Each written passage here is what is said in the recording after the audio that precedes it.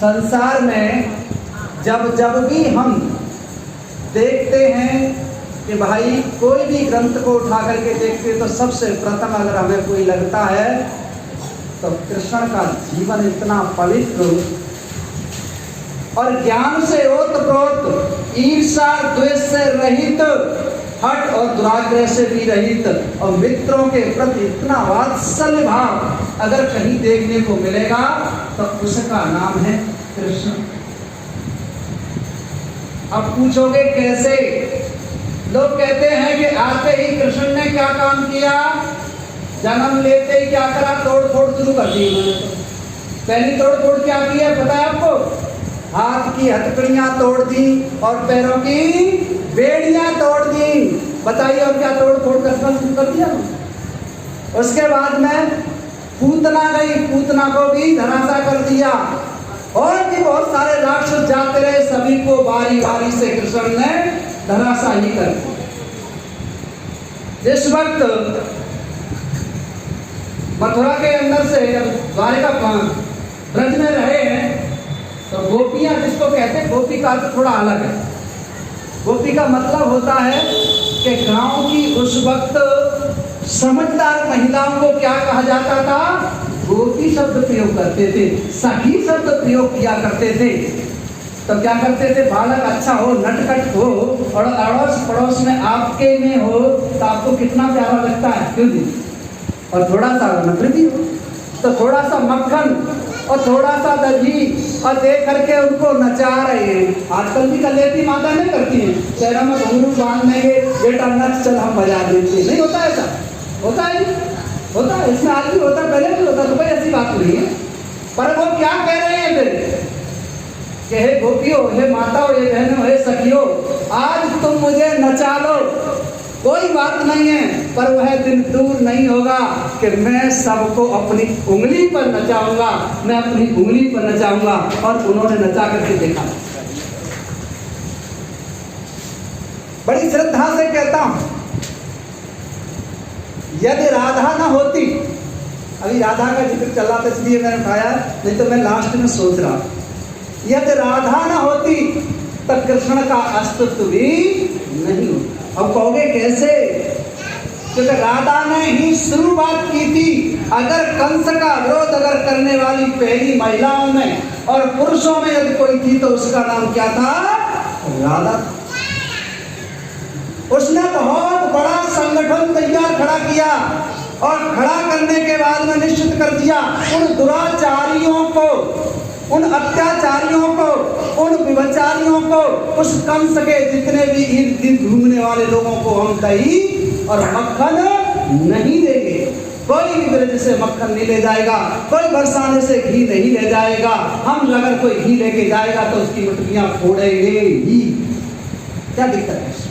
विरोध तो होता ही, आज भी होता है। कोई किसान आंदोलन चल रहा है मान लीजिए और किसान को लेकर विरोध में चल दे तो किसान रोकेंगे नहीं? रोकेंगे। एक उदाहरण है, उसमें मुझे लेना देना नहीं।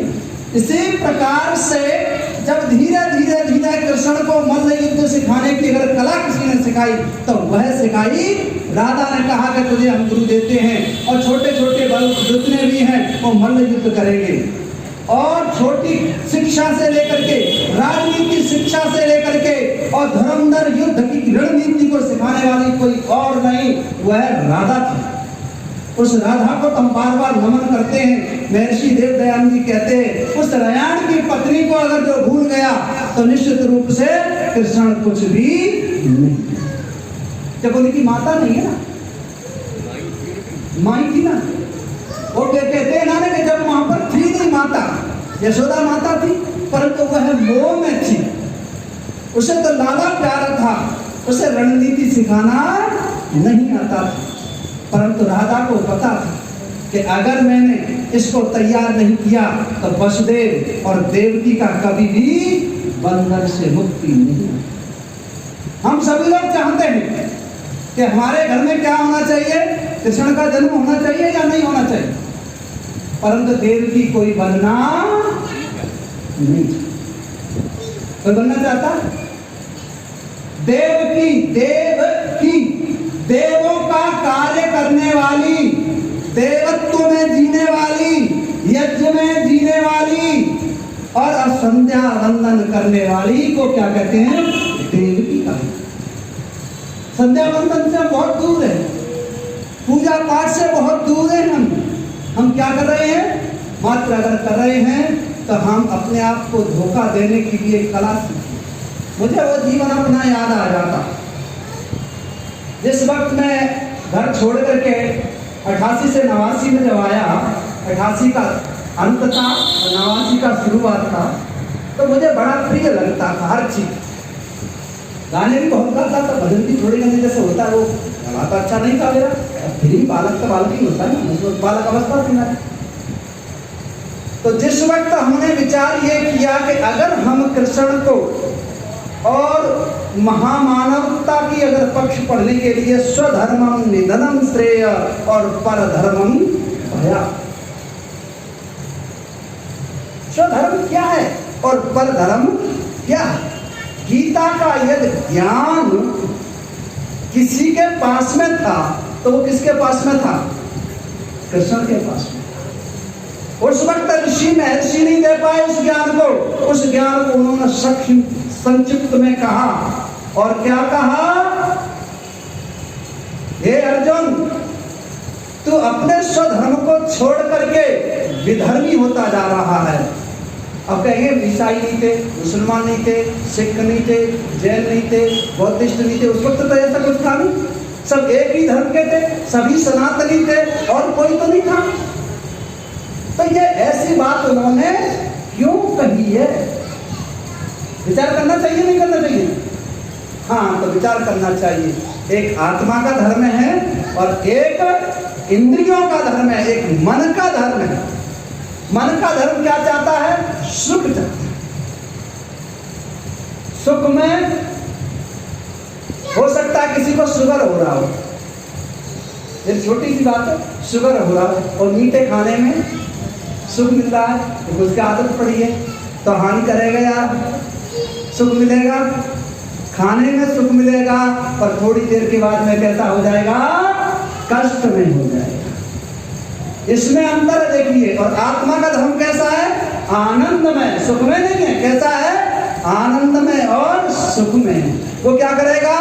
वो सोच लेगा कि मीठा खाते ही मुझे शुगर बढ़ जाएगा, इसलिए मुझे सुख नहीं लेना है, मुझे क्या लेना है? आनंद लेना है।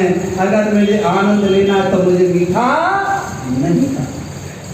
मुझे मीठा खाना ही नहीं, क्योंकि ये थोड़ी देर के लिए। दिव्या रानी बड़ी विचित्र है जी, माता बहनों।